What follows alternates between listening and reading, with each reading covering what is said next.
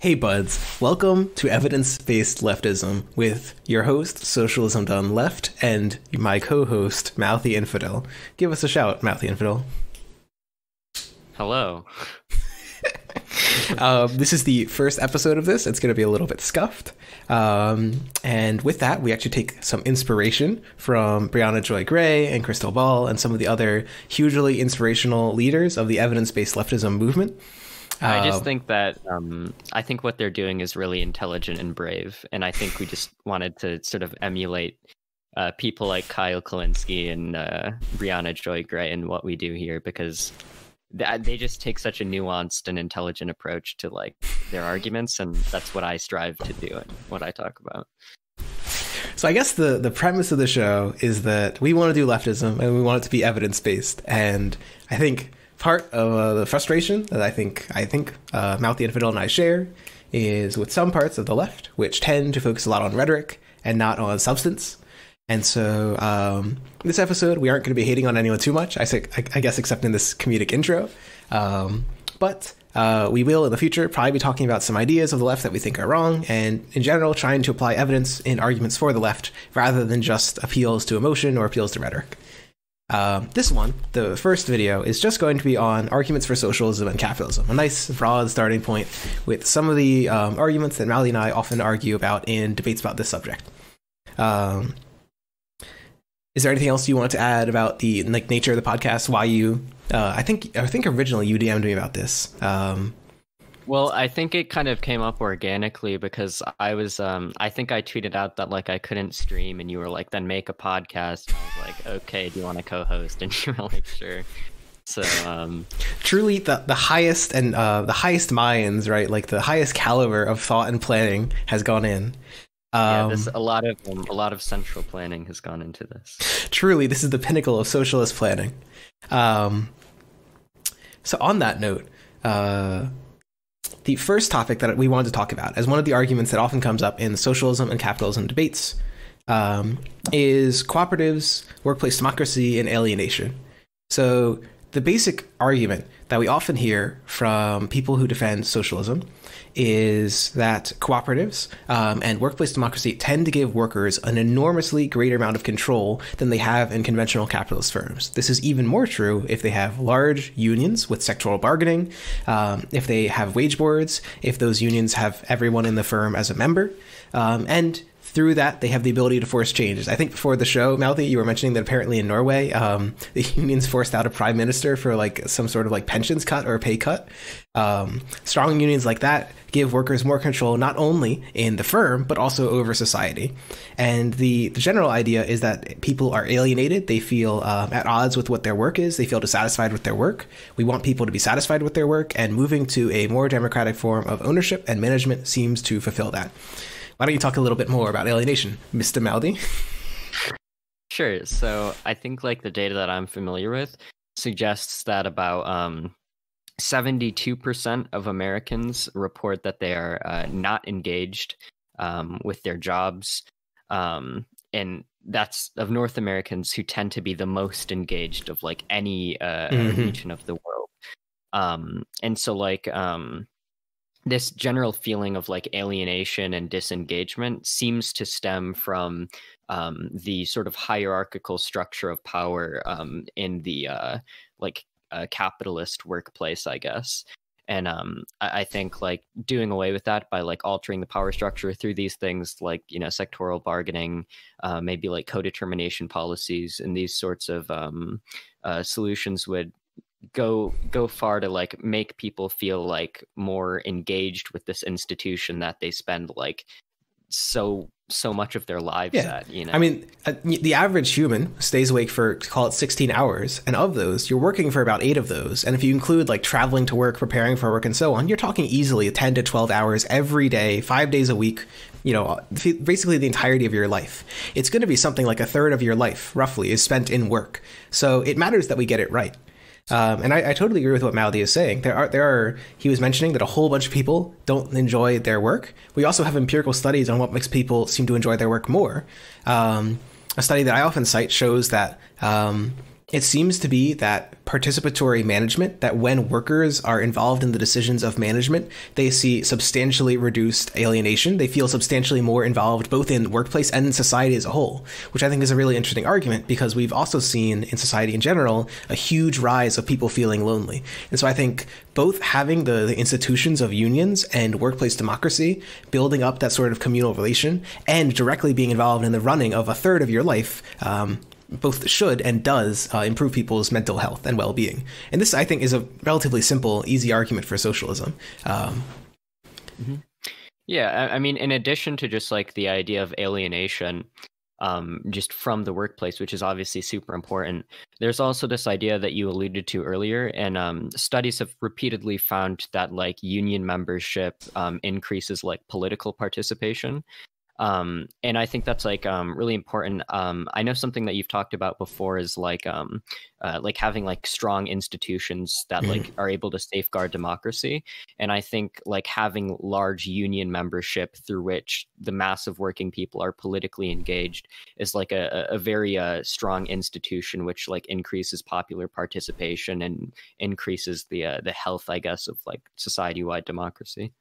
Absolutely. And I think that it's unions on the one hand. We already see evidence that unions have this power. And I think that if you imagine a society that is substantially more co-op owned, you could also imagine. So like right now we see large corporations wielding a lot of influence. There's a huge amount of lobbying that goes on in the United States. There's a huge amount of like bill writing that goes on by advocates for these like firms. I'm virtually certain that if you're on Twitter and you've tweeted about healthcare stuff, you will have seen ads by the pharma group. It is not hard to see that large firms have a lot of power, and that power comes from their wealth and their productive capacity. If workers democratically control that, then too, I think that adds a democratic element to the wielding of that corporate power. So, you know, we can think whether wielding corporate power is good or bad. I think that there are some people who would say that it's like I believe it's called the pluralistic model, that it's good to have a whole bunch of dispersed modes of power. So just having big firms in opposition to the government is a good thing. Or conversely, people would think that having big independent power against the democratic will of the government could be a bad thing. And that's more of like a centralist mode, not a pluralist mode. But either way, it's a more democratic means to organize the power that those corporations wield. And so I think that the extra firm democracy of unions and the intra firm democracy of cooperatives are a really nice intertwining of like democratic power and means to sustain democracy. Yeah, I agree. Well, I'm glad we agree on everything. It sure would be a weird thing. It sure would be an odd thing if two socialists had a podcast called Evidence-Based Leftism and disagreed on this. So I guess to argue against unions.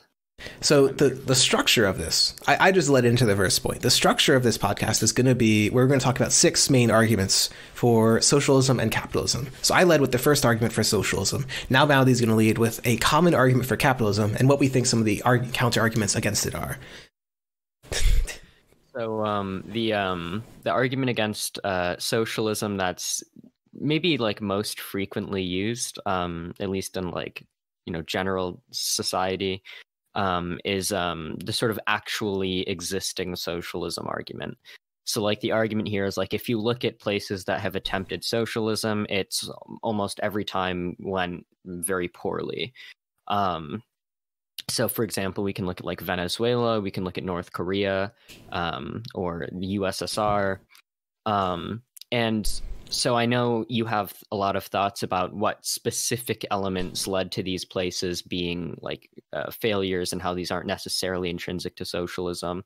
But the kind of counter arguments that I would make to this are, for one, like we can look at certain like models of socialism, right? Or models of market socialism. Like take, for example, the model of like a Matt Bruenig type who basically argues for like uphold Marxism, Leninism, Bruenigism. Yeah, he has this paper. I don't know if you've read it yet. Socialism. Oh my God. You're going to keep ribbing me until I read it. Yeah, the basic idea is like you have like a massive social wealth fund through which the government owns like different businesses and directs them in the public interest. And in addition to that, you have like nationalizations, strong sectoral unions, which is what we were talking about, co-determination policies and these kinds of things.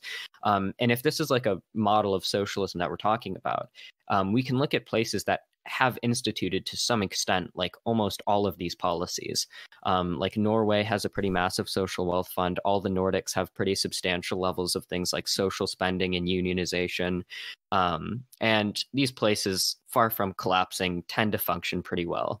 And if anything, I think it's worth noting that on a lot of metrics of democracy and like press freedom and so on, they tend to be the best in the world. Like, I think there's an argument, just to extend the one we were raising before from Diran Acemoglu, that strong government institutions like welfare can also in turn strengthen civil institutions like civil society and preserve those freedoms we care so much about. So rather than sliding into authoritarianism, it almost seems like they've slid the other direction.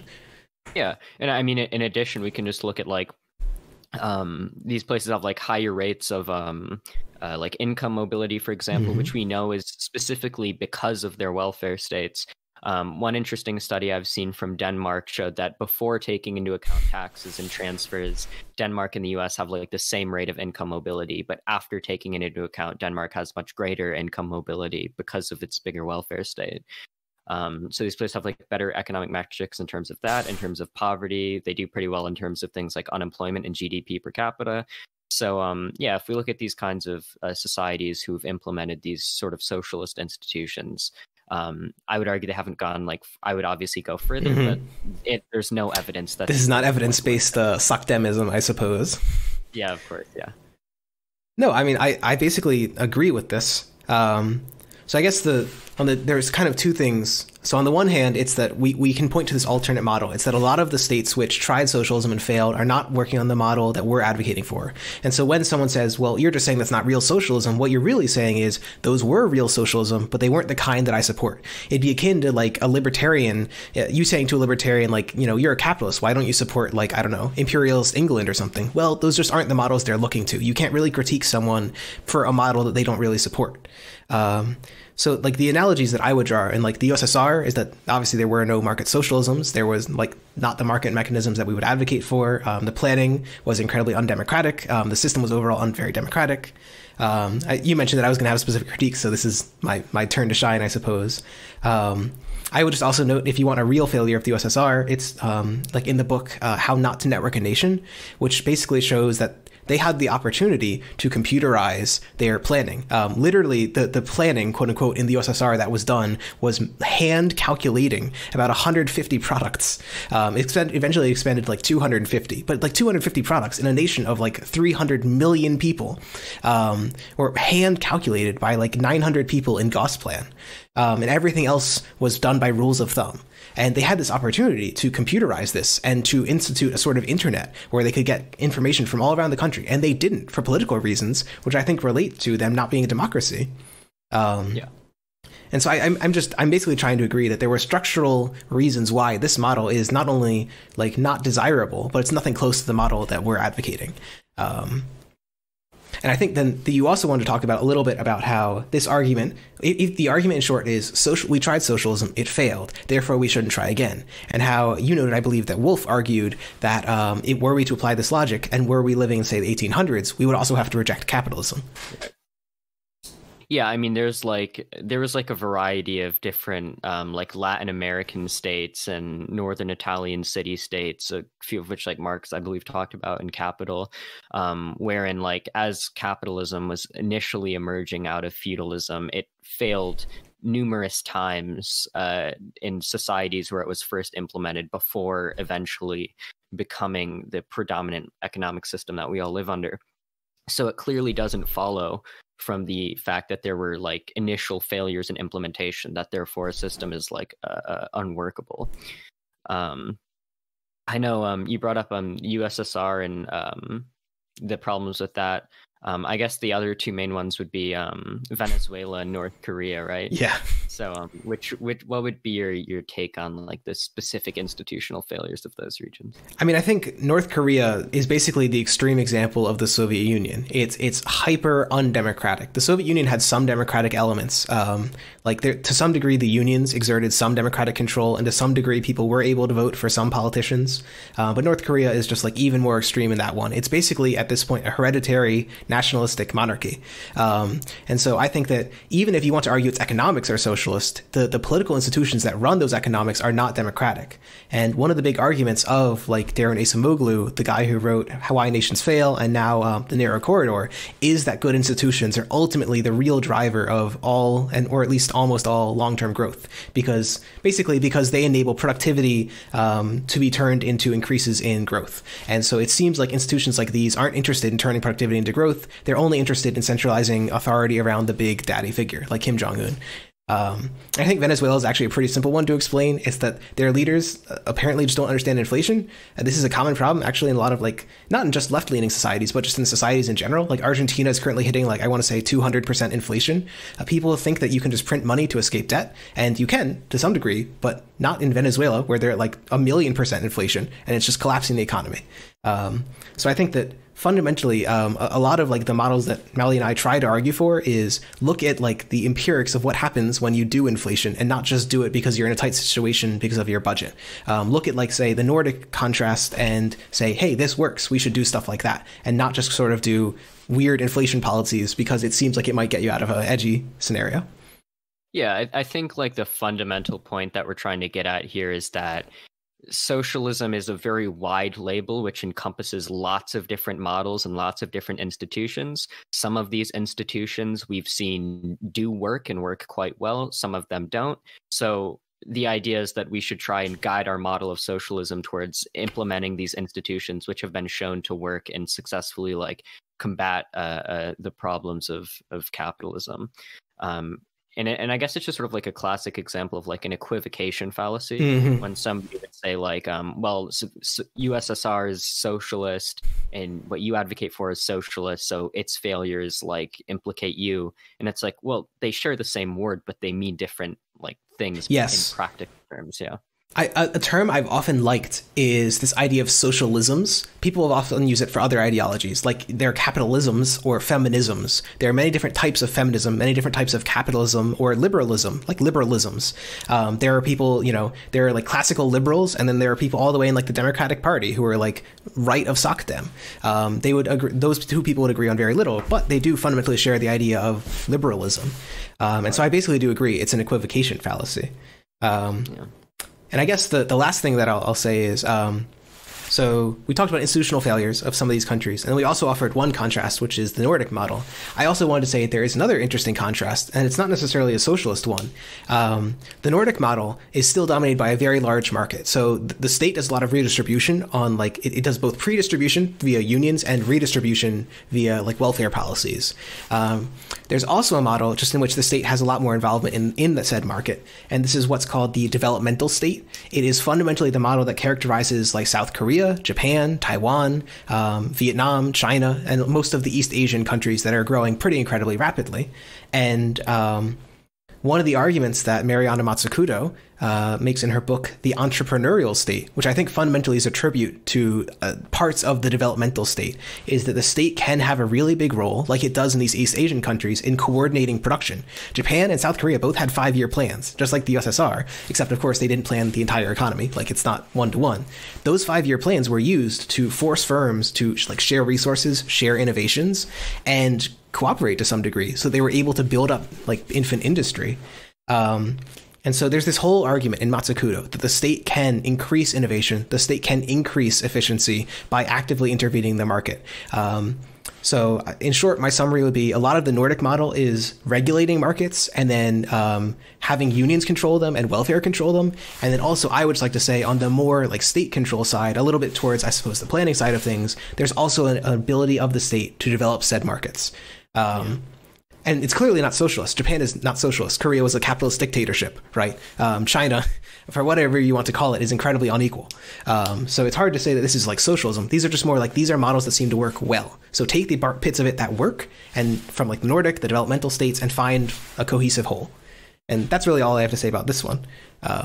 Yeah, I would say like the one exception to like the Nordic countries that I think has like a bit more on the planning side is definitely the case of Norway, which in Norway I think like over half of the government's the country's wealth is like owned by the government, because the government has like a social wealth fund which like buys up stocks in companies and is an active shareholder, meaning it like actively directs companies in like the public interest.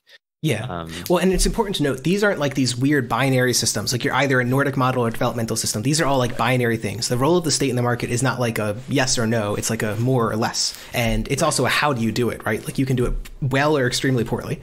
And on that note, this seems like a good point to pivot to the next topic, which is the arguments about planning and the non-correspondence of profitability and social benefit, as Mouthy Infidel put it. So I'll talk a little bit about this one because I've been talking a lot recently, and I'll hand it over to him. In short, the argument is, let's say you want to maintain markets, as we do. You need a way to make sure that those markets align profit with social desirability. And this isn't always the case. In global warming, for example, it's very profitable to produce like coal as electricity, but that also produces a lot of pollution. And so the pollution imposes a cost on the rest of society, but the pollution creator, that coal firm, doesn't actually pay the cost for that. Fundamentally, you need to impose a cost on the coal firm via something like a carbon tax, so that now that pollution cost is increased to as high as it is for society in general. This is what we call in economics internalizing an externality. And in the positive direction, it would be something like the market underproduces houses because the market only benefits from selling you a house. It doesn't also get the additional benefits of you being lower risk of like mental illness, lower risk of crime, lower risk of like social exclusion because you have that house. And so they only benefit from the sale, not from all of these social benefits. You want to increase the private marginal benefit to the social marginal benefit. And this, in short, is like the very, a SocDem could say this. A SocDem could say we need this sort of planning. But I think, as Mouthy will probably explain, we want to go a little bit further. But this is the basic gist of it. Yeah, like even like on because like the example of like climate change is like obviously like very grandiose. Even on like a more like mundane level. One example that's brought up in I think you've read it as well, the People's Republic of Walmart. Yes. One example they brought up is like providing like high-speed internet to like rural communities tends not to be profitable because there's not that many people in these rural communities, but it would still help a lot of people like if we did that. Well, and like it would validate the whole learn to code thing, right? Now you can actually tell the coal miner to learn to code because they've got gigabit internet, okay? Yeah, exactly. But I think like a lot, I've heard like a lot of like libertarians kind of like respond to this in a way that's interesting, and it allows us to like look deeper into the structure of this.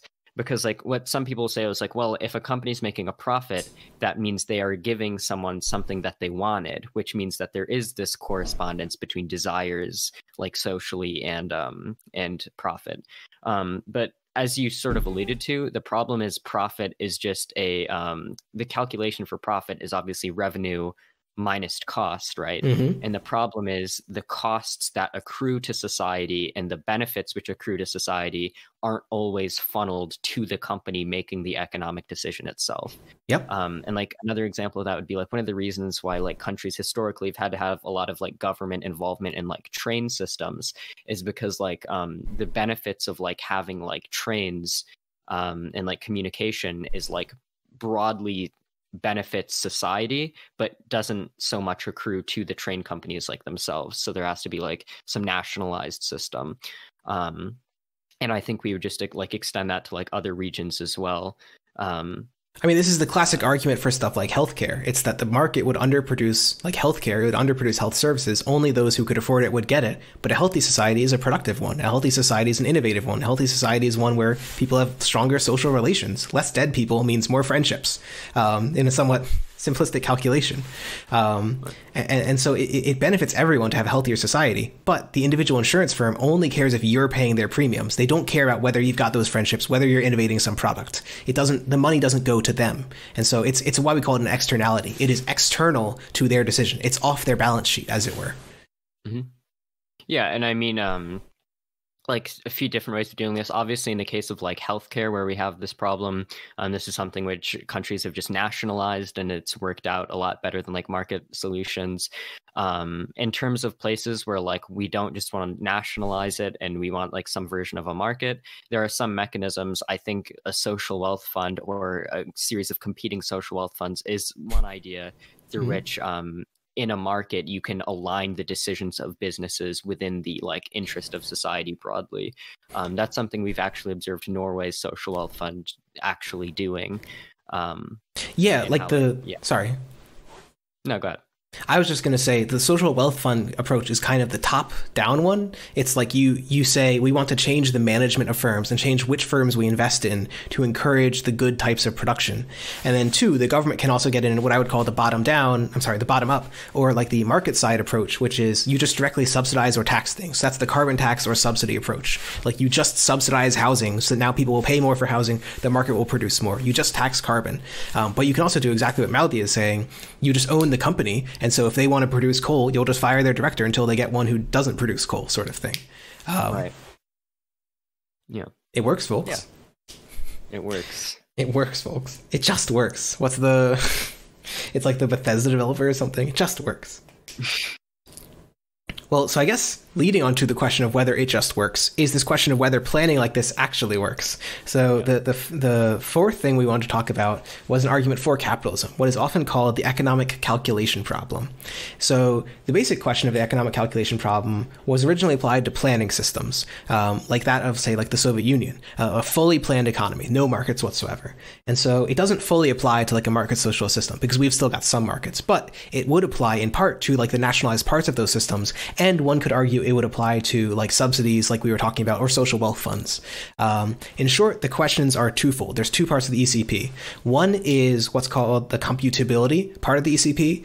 It's like, how do I put this? It's, could you plan the entire economy? Is it like physically possible to compute that? And I think this argument is basically very silly. We have a lot of theoretical and empirical reasons to believe that, yes, we can do this sort of computation. As a book Mouthy referred to is called The People's Republic of Walmart. De facto, we see enormous firms like Walmart and Amazon planning the entirety of their internal distribution and production chain. It doesn't seem very unreasonable to think that a state with similar technology and similar, like, basically technological means could do so. So I think that's the stupid argument.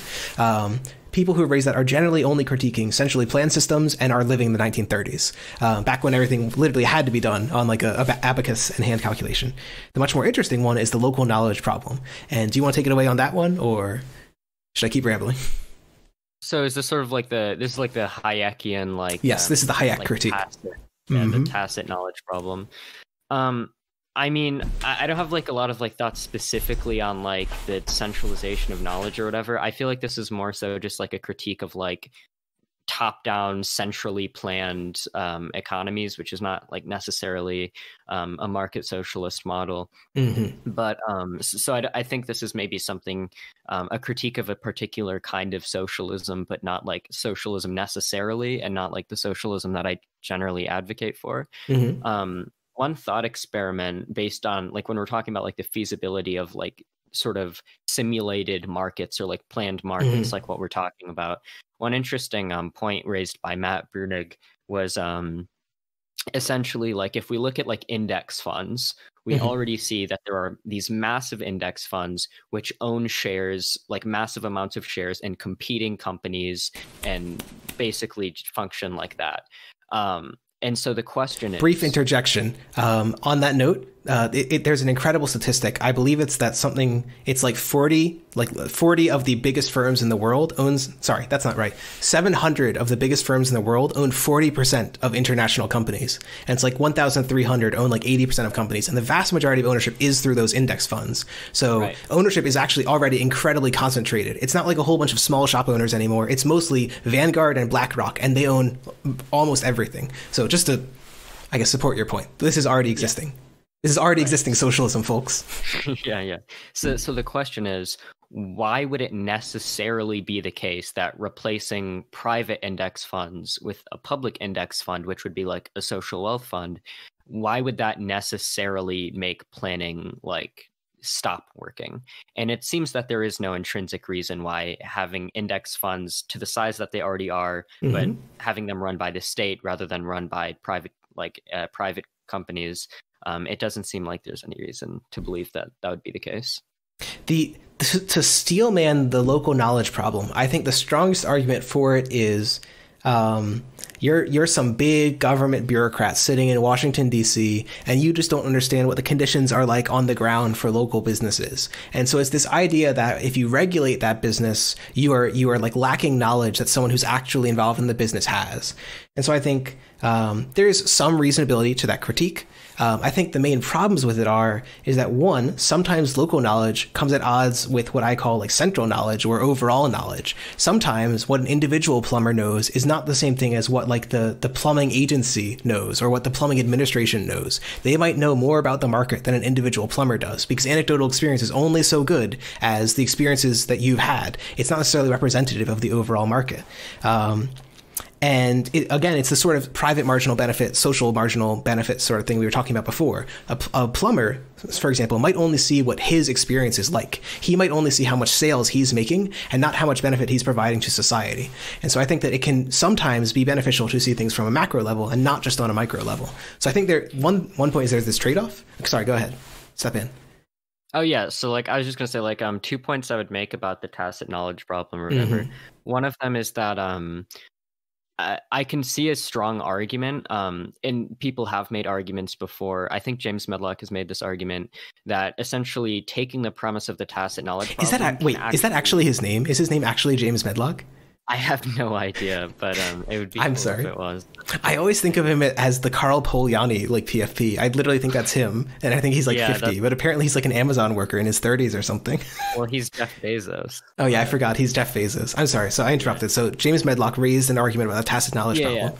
So the argument is that even accepting the premise of the tacit knowledge problem, this could actually serve as an argument for things like sectoral unions, because like, you know, you're taking people who do have this knowledge and putting them in more positions of like economic power.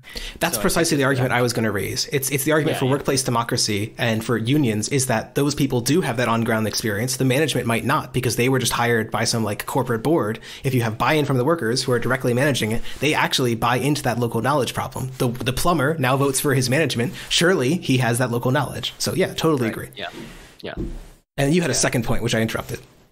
Oh, so like I'm not sure. One interesting point I've heard Paul Cockshott raise was so if you look at like the original example that Hayek gave in when he was talking about like the knowledge problem, he talks about a shipping clerk who has like private expert knowledge of the sailings and arrivals at various ports. But what's funny about this is transport and air transport was literally one of the first industries to be automated to computerized planning. Yeah, exactly. Yeah, no, so, like kind of tacit knowledge has been centralized and integrated into planning. Yeah, and that's kind of what we talked about in the beginning with Amazon and Walmart, right? It's that Walmart does not have like an individual expert sales clerk for each individual firm or something. It's just a computer. And maybe Hayek would say, well, that computer is only 99% as efficient as the clerk. Okay, but it's also like 100 times cheaper.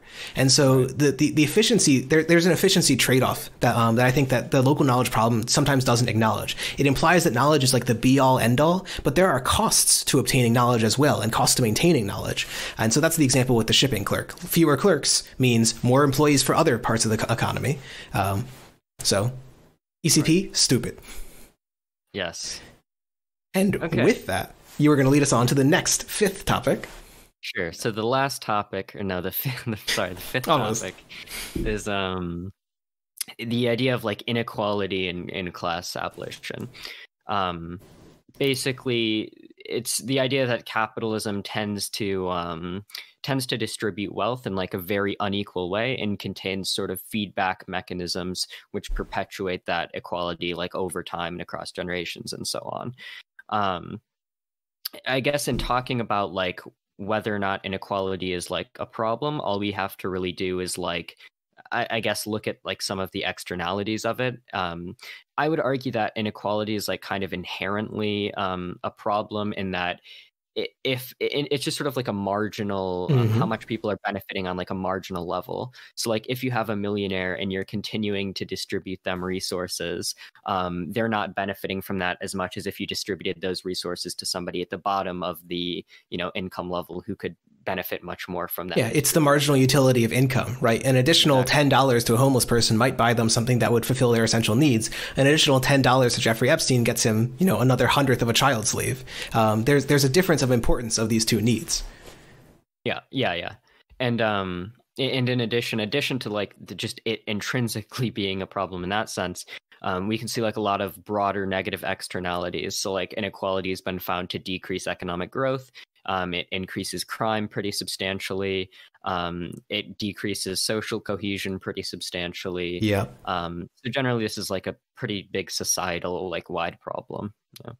No, I mean, one of the studies, like I generally have an approach. I really think the social cohesion argument is really strong, but I also tend to focus on growth as being like the be all end all, because we do know that in the long run, the best determinant of poverty, the best determinant of almost everything we care about is economic growth. And maybe that won't be true after like an ecological crisis or something. Maybe this will be decreasingly true in the future.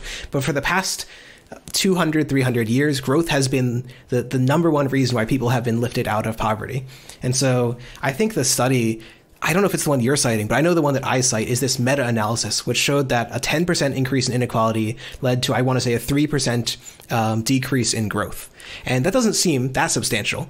But, you know, if you're talking about like a 50% increase in inequality, which is like the difference between, I want to say it's the difference between like Sweden and the United States, but I could be wrong about that within the context of that study. It equates to a difference of like 3 times 5, 15% of your growth, which is not insubstantial. You're losing out on like a sixth of your growth, basically, because of the inequality in your country. And in particular, this links back to the problem that you were mentioning about marginal utility of income. The reason that why we think the two big reasons why we think that that inequality hurts growth is it prevents poor people from getting access to capital to start firms and to enter into the market, right? So it's basically preventing, if we imagine a market socialist system, it's preventing people from forming cooperatives. And 2, it's preventing people from doing stuff like going to vocational school or college and getting human capital. And so it is preventing people literally from entering into this productive process. If the capitalists are right and they think that small businesses are great, if they think that competition is great, they think that this is like the key of innovation, well, surely you want everyone to be able to enter the market and compete and innovate. Shouldn't everyone have the money to start a small business? Well, you can't have the rich if you want to do that. And then 2 is, you want productive workers. Well, give them the tools to do so. Give them the education. Give them the health to do so. So it's not only bad, but it's particularly bad for the poor, which I think should be obvious from the very idea of inequality. But it's just It's true. Yeah, and in addition, if I would make the argument that if freedom is something you care about, right? Like if freedom is a value, I would consider like income mobility to be like one of the best measures of freedom. It's literally the extent to which you are able to make a life for yourself in society. Yep, it's the American dream in a nutshell, right? Exactly. And it just happens to be the case that economic inequality, for very obvious reasons, strongly correlates with lower income mobility. So, if you care about like American values, the American dream, freedom, then income inequality is something that you should support, like reducing. I know that one of the simplest arguments for me relates to intergenerational inequality and inheritance, right? Like another value that most people hold is something like meritocracy. They want people to earn their inequality. And this is a little bit, I guess, what we'll talk about in the next section. It's this idea that, hey, maybe the rich worked their way there, but it's really hard to argue that the rich earned their way there by inheriting, like Donald Trump did, like $400 million from his rich father. If you truly believe that people should work for their success, you shouldn't want anyone to get an advantage or disadvantage by the circumstances of their birth. You should want roughly an equal distribution of income between generations. And this seems like strong arguments for 1, curbing wealth inequality in the first place, and 2, curbing inheritance, so that you try to give people a reasonably equal starting point to compete in the marketplace of ideas and the marketplace of society. Yeah, I think that's a good a segue into the final point, which is the incentive problem. Mm-hmm. The incentive problem is an argument against socialism that basically asserts that, well, there's 2 main components to it, right? So the first component is if you sort of make poor people comfortable being poor or whatever, like you give them like enough welfare so that they can live comfortably, then they're not going to feel as much of a drive to work or innovate.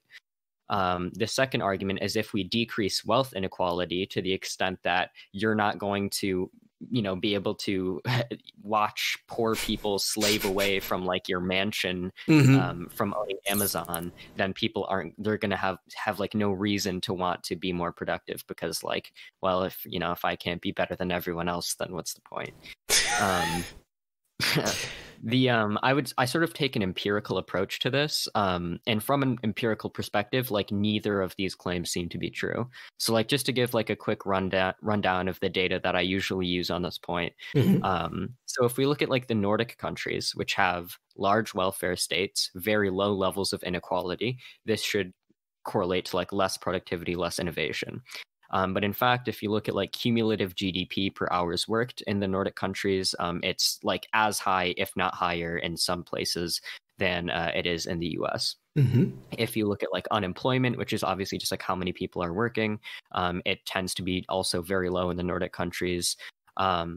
Innovation, if you're looking at things like triadic patents or enterprise research and development investment. And on that note, because I was confused by this, explain triadic patents.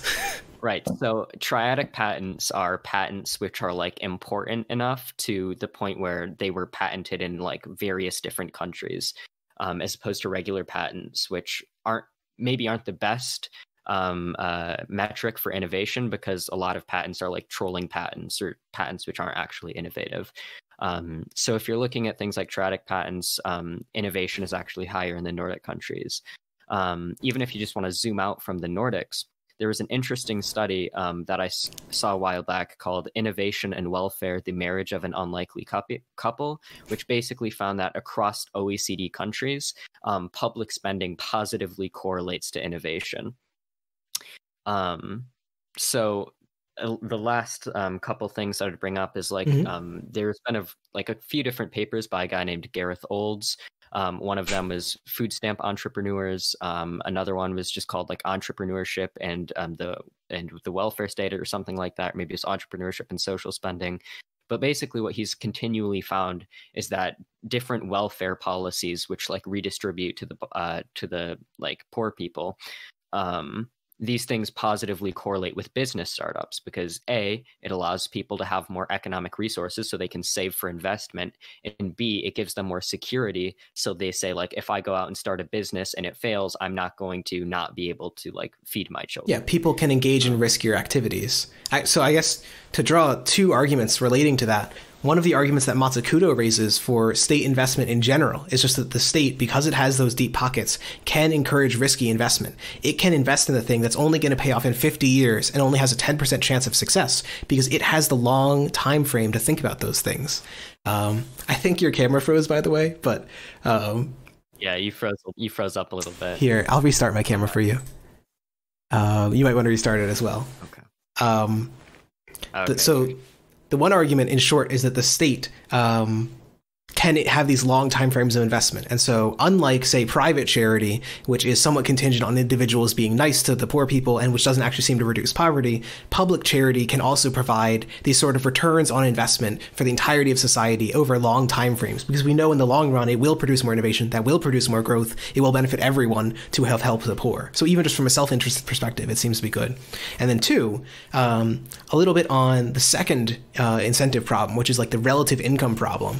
A study I often points to is a study on what's called merit pay or performance pay among teachers. And so merit pay or performance pay is like, I believe like South Korea is like the model country for this one, where I'm pretty sure the lowest paid teacher and the highest paid teacher have salaries that are about 2 to 3 times different from each other. And I think the 3 times is also including seniority. So I'm pretty sure based on performance, you're talking about like a 2 times gap between teachers. And what they do is they grade teachers and they grade schools based on how much performance increased but from the start of the year to the end of the year. So it's not a question of how dumb your students are. It's about how much less dumb they are at the end of the year, which is important because otherwise you'd just be punishing teachers for teaching in poor areas, basically. Anyway, the important bit is that despite not having an enormous income gap, you're only talking about a 2 times gap, right? For reference, the gap between the average worker and the average CEO in the United States is 250 times, 125 times larger than the gap we're talking about here. A 2 times gap is sufficient in education to add an additional 4 weeks worth of education to like basically the presence of performance pay artificially increases the school year by the equivalent of 1 month. It would be as if, for no additional cost, you could extend the school year for a whole month. And so it seems like performance pay really does matter. But on the other hand, the inequalities we're talking about are very, very small. If this argument can be applied to society in general, it doesn't seem like you need the enormous income inequalities that we currently have, the enormous wealth inequalities that we currently have to motivate people to work. It seems like having smaller, like basically less of a steep slope, a more horizontal slope, is still plenty to get people to do incredible achievements in like education. So, in short, it does seem like inequality matters, but it doesn't matter nearly so much, and it doesn't need to be nearly to the degree that it currently is. Yeah, and I mean, in addition, you have to balance, because people wanting to be better than like other people is like one consideration, but you have to balance like other considerations. So like even if you reduce inequality, which that may like reduce like work, let's say hypothetically that it does like decrease people's incentive to some extent, you have to balance that out with how much. So one of the points that the paper I mentioned earlier makes, it was a study from Policy and Society about welfare and innovation. One of the points that they raised is that like psychological studies have confirmed that like better states of mind and like more security leads to like richer and like wider what the authors called like thought action repertoires. So people who are like less stressed out have a greater ability to like adapt to their surroundings and like more innovative and like creative ways. And this is like one of the reasons the authors theorize that like this is like one of the behavioral effects of welfare that actually could lead to people being more productive and more innovative. Sorry. No, that's it. I know that there was a really interesting study that relates to universal basic income, which is somewhat relevant here. I think it was in South Carolina, there was a Indian, I believe Cherokee nation, which set up a casino, and the casino paid out dividends, I want to say every year. It might have been they paid it more frequently, but the lump sum every year, if you totaled it, was around $3,000 to every person who was of Cherokee Indian descent. Because only about a fourth of the people in the relevant counties were Indian, it provided researchers this really nice comparison, because they could compare people who just randomly got $3,000 more per month with those who didn't get any at all. And what they found is that the children of those who received the additional $3,000 a month had substantially lower rates of like developmental issues. Like they developed substantially better interpersonally. They had fewer fights with their parents. They had lower rates of a variety of like disorders, basically. And two, another interesting one was that divorce was much lower among the parents because they had more financial stability. There was less fighting and they stayed together more. And so I think it is important to note that there is like this social cohesion and even just brain development aspect to inequality reduction, that even if there is a work reduction, even if there's an efficiency reduction to reducing inequality, you literally need to compare it with the benefits on the other hand. It's not one-sided. And I mean, there's been studies finding that like poverty literally harms brain development, right? So even just like eliminating poverty and like, giving children like more nutritious, like, like meals and stuff when they're kids, like, I mean, even just that like will have obvious benefits to things like innovation and how productive society is. It's interesting that you brought up sort of like a UBI like type study on that, because I've seen UBI studies that sort of address the other end of this as well, which is like the absolute sort of problem. Like whether just raising people's incomes will make them stop working, right? Right, exactly, yeah. And so like the literature that I'm familiar with, there was a literature review for the Roosevelt Institute. It was called No Strings Attached, The Behavioral Effects of U.S. Unconditional Cash Transfer Programs. And it basically found that like across all the studies on like UBI's effect on like work, it generally doesn't impact the extent to which people work to any significant degree. And like generally, for example, in Canada, to the extent that it does hurt the extent to which people work, it's because these people are like going to like college or like taking care of their kids. Yeah, and that speaks to when we're talking about the negative effects of inequality on growth, right? One of the reasons, one of those channels is the human capital channel. It's people spend less investing into their future human capital because they don't have the capital today to do so. And so this hurts what's called like factor productivity in the long run. You have stupider workers, you have less well-educated, well-thought workers, and they perform worse. It's really as simple as that in very crass terms. Helping poor people helps everyone. So obviously this isn't per se socialism. A SOCDEM can support this. And I guess I would just say, I think the additional argument for going beyond this, beyond just giving everyone basic needs and towards class abolition, is more of a political argument. It's that when you have a class of people whose income is based on capital returns, those people have fundamentally different incentives than do the rest of society, which is to increase labor productivity and to get more profits from those. Whereas capitalists have fundamentally incentive to get like rents off of their income. They want to pay workers less, not more. They don't want to increase productivity unless they can gain the benefits of that productivity. And so basically, I think the argument is that when you compress classes, you bring up the poor and you bring down the rich, it fundamentally makes everyone into a worker. Everyone has the same interests of trying to be more productive and trying to get higher pay while also maintaining the economy as a whole. Nobody wants the economy to collapse. Whereas before, you have competing interests. One wants higher pay, one wants lower pay. And so you can reduce and eventually eliminate class conflict and produce a more democratic society where nobody owns like all the media sort of thing. So, yeah. Well, and that's even like I think that has like much broader benefits in the sense that like even in just terms of like economic efficiency, like one of the points that like Richard Wolff has made is like part of the reason why like economic instability is able to be so prevalent is because capitalists have a fundamentally different interest from the workers, and so like having the state like control the economy so that it like doesn't collapse is generally something which is like, or at least allow the state to direct the economy in a way that it won't collapse, is against the interests of the capitalists, because the capitalists obviously have an interest in not allowing the state to like intervene in its affairs. Because state control might mean less profit for them, right? And so whereas so like having a society where everybody has the same economic interest would probably like have a lot of like these other random like increases in just societal and economic efficiency. Yeah, and I think that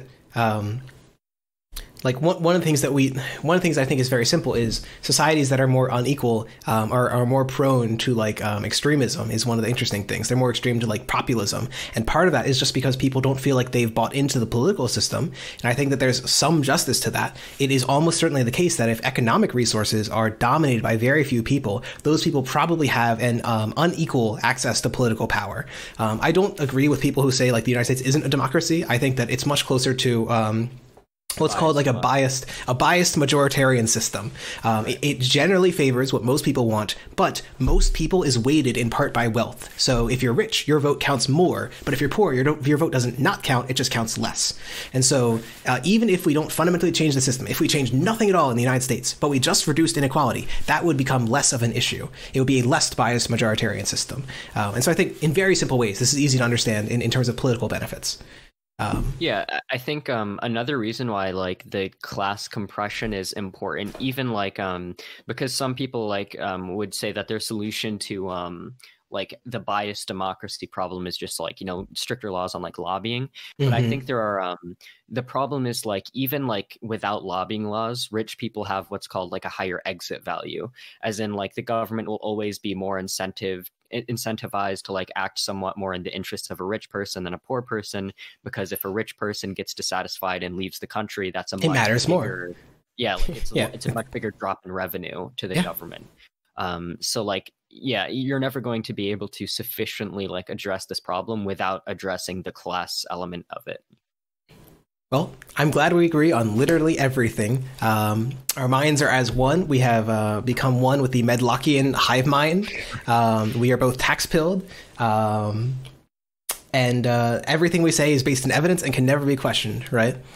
Yeah, of course. Well, that's the thing about science is like you can't question it. Yeah. No, like actually, when Karl Marx wrote the Book of Science back in 1848, he explicitly, the first thing was like, don't question any of this. Everything science says is true. It can never be revised. That's famously the first part of it. Yeah. So I guess that's roughly where we wanted to finish off talking about the main meat, and we wanted to pivot to the outro because we're new to this and we just want to see how things work. So I thought it would be nice to, at the end of each episode, have a book recommendation from one or both of us and a concept recommendation, which sounds odd, but just like a term or idea which can be useful for thinking about political systems. So why don't you lead off with the book recommendation? What's the book name? What's it going to do for you if you read it? I mean, I think you left out a very important part of this outro, which is, I mean, if we're gonna be, we want to like do something with this podcast that like actually affects the real world. There's a few elections in Georgia today. This episode's probably not going to be uploaded today, so by the time you watch it, the election will have already happened. So what we wanted you to do is, if you can, try and commit voter fraud in Georgia to get Jon Ossoff and Raphael Warnock elected, so that the Democrats can take control of Yes, the Senate. please like take a big... backdate your ballots, find dead relatives and make them vote. Use some sort of necromancy to bring them to the polls. That's how we got Biden elected. Yeah, no, there was a lot of necromancy involved there. I still have a lot of bodies in my backyard, though some of them are for unrelated reasons. No, and I mean, ideally, if you could carry in a bunch of fake ballots in like a large container, which looks exactly like a container for like a news camera, right? And you could push it in front of a bunch of suspicious Trump voters. And as they scream at you that it's fake ballots, you just like say something about George Soros, right? That would be ideal. The best way possibly to steal the election for Jon Ossoff and Raphael Warnock. Well, even more ideally, if you have access to like a costume. What was that guy from McDonald's, like the burglar? The Hamburglar? Yeah, the Hamburglar. If you have like a Hamburglar costume, just put on that, put all the fake ballots in a sack, and just like run into the polling stations. It would probably be like, I found all these ballots in the cemetery, please. Yeah. Well, with that call to action, we will hopefully find a better call to action next time, one which doesn't involve necromancy, because I understand that some of you are only at necromancy level 1. You aren't advanced level that we require of you. Yeah. Book recommendation. So, what was your book? You have to have a fairly high necromancy level to understand the ballot rigging Leftism podcast. What's your book, and what's it going to do for people who read it? Sure. So if you're interested in this conversation and you want like a really short, really quick and simple but persuasive argument for socialism, I would recommend reading the book Why Not Socialism by G.A. Cohen. It's like literally like 50, 90 pages long, something like that. The words, I say that because the letters are huge. So like it can be like practically like 50 pages. So yeah, it's really short. It's very, I think it's pretty persuasive and easy to grasp. So yeah, that would be like my book recommendation. My recommendation was going to be one of the ones I mentioned. Is it's longer, it's boring, it's not as fun as Mouthy's. It's called Mariana Mazzucato, The Entrepreneurial State. It's famous for popularizing the argument that the iPhone was made with government R&D. It has a whole bunch of chapters explaining how all of the innovations that went into the iPhone, literally, like when people talk about like, oh, you tweeted that you hate socialism on an iPhone. Well, fortunately, we can now prove that the iPhone is actually a product of disgusting socialist R&D from the United States government. And so it's a really interesting book, which supports, and I guess I'll use this as a pivot, my concept of the developmental state, the ability of the state to intervene in markets and increase innovation and increase productivity. So it's not just the role of the state to regulate markets, which is sort of the neoliberal concept of the state, but it's also the ability of the state to actively improve markets, to make them more productive than they could have been on their own, via even state ownership and also just like cooperation between firms and a variety of other policies that Mazzucato discusses at length in her book. Yeah. And then your policy, of course. I'm sorry, your concept. I totally forgot. My concept. Yeah. My concept is the idea of a social wealth fund. There's this really interesting paper. Some of us on this show have read it. Some of us haven't read it. Whatever. I'm not going to judge or anything if you haven't. I mean, I think it's pretty important, but like if you haven't read it, it's like I think that he's never going to stop, folks. He's never going to stop.